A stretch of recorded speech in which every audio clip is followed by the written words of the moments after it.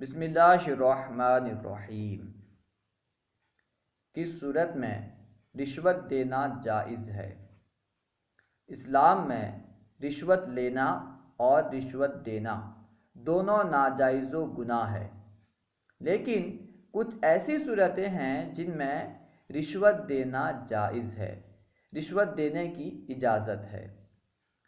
وہ صورت یہ ہے کہ بندہ اپنا حق پانے کے لیے رشوت دے سکتا ہے۔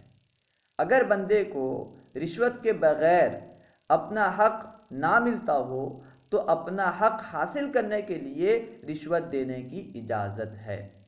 اسی طرح اگر کوئی بندہ مظلوم ہو، اس پر ظلم کیا جا رہا ہو، تو ظلم سے بچنے کے لیے، ظلم کو دور کرنے کے لیے، ظلم کو دفع کرنے کے لیے رشوت دینے کی اجازت ہے۔